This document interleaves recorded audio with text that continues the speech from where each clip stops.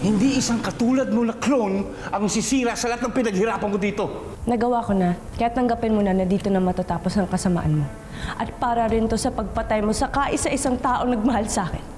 Lumayas kayo! Layas! Ma'am, parang awa niyo na po. Huwag niyo naman. Tumayo ka dyan! Oo! Tumayo ka dyan! Oo! Lalayas kami! Ay, ikaw ha? Akala mo kung sino ka? Ang yabang mo! Kailangan ako ni Hope! Ralph, tumigil ka, anak. Ano ba, ma'am? Ralph! Hope! Hope! Hope! Papasamahan niyo ako. Gusto ko siyang puntahan Saan?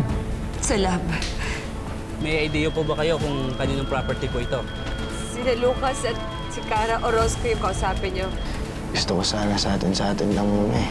Kasi ayokong may makalam kung nasan kami. Bakit kayo nandito? Kailangan natin mag-usap. Anong meron? Bakit kayo nandito? Nandito po ba si Mr. Lucas Orozco? Iimbitahan po sana namin siya sa presinto para matanong tungkol sa nangyaring sunog sa isang building.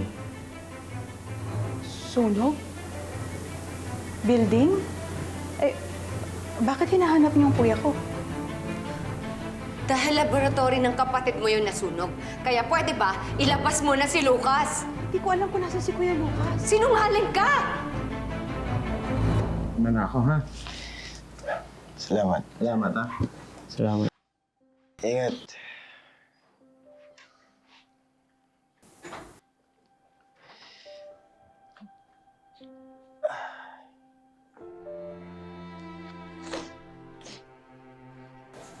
Dude, ang plano mo?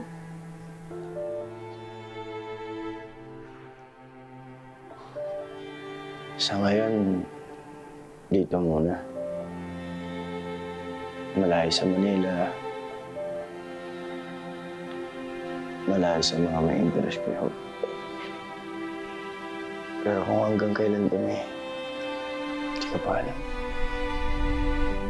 Alam ko magkasabwat kayo. Kailangan ko makausap si Lucas. Kailangan niyang managot dahil nandun si Hope sa lab. Alam ko dahil nakita ko siya doon. At posible magkasama sila ngayon. Anak. Kalma lang. Aba, hindi.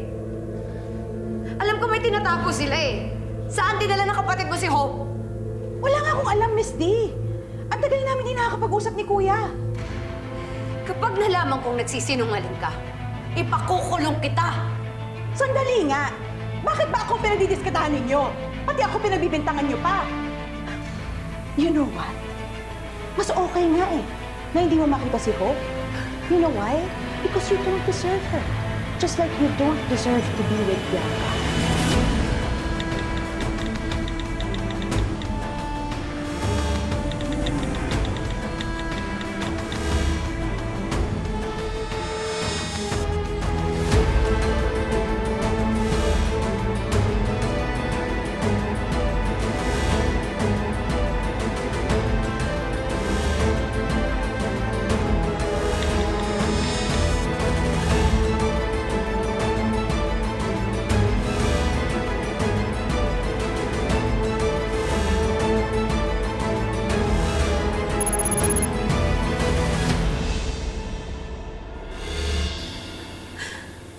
What do you mean? Come on, Miss D. Mga bata pa lang kami, marami nang kinukwento sa akin si Bianca. Mga bagay-bagay na hindi niya masabi sa inyo. Akala niyo ba naging masaya siya sa piling niyo? Hindi siya masaya sa pangangalaga mo. Paano sinasakal mo yung kaibigan ko? Ha? Sobrang protective mo. You deprived her of living her life. Wala kang karapatang sabihin yan, ha? Wala kang alam! Walang alam? Of course not! Best friend ko yung anak mo, di ba? Alam mo kung nasa na si Bianca ngayon? I'm sure napakasaya niya na. Mabuti nga namatay na siya eh. Dahil wala kang kwentang ina.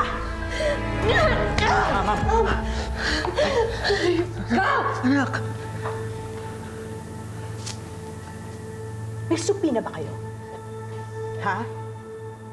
Wala? Then get the hell out of my house! Now! Baka kayo pa ipakulong ko! Get out! Ano ba? Alin!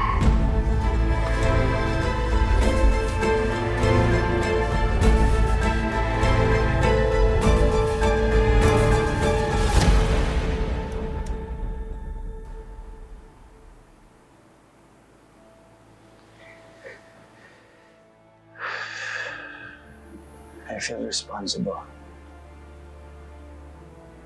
Noon kasi tinalikuran ko si Hope.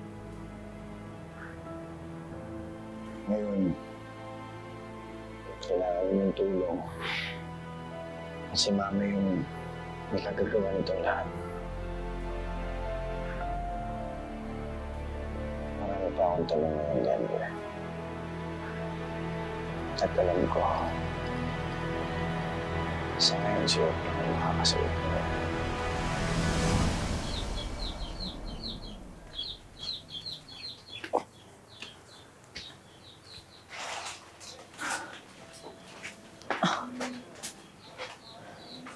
Ano yan? Groceries. Alam ko, hindi ako bulag at hindi rin ako tanga. Ang ibig ko sabihin, bakit gumastos ka? Di ba nagtitipid tayo? Wala na nga tayong pera. Ayoko lang namang isipin na bumalik na tayo sa hirap. Gusto ko lang na maramdaman na masarap pa rin yung buhay natin. Gusto ko lang naman magpanggap, Nay. Kahit ilang araw lang. Na komportable pa rin tayo, na masagana pa rin tayo. Kahit sa totoo, wala na. Kasi wala na tayo, Nay. Walang-wala na.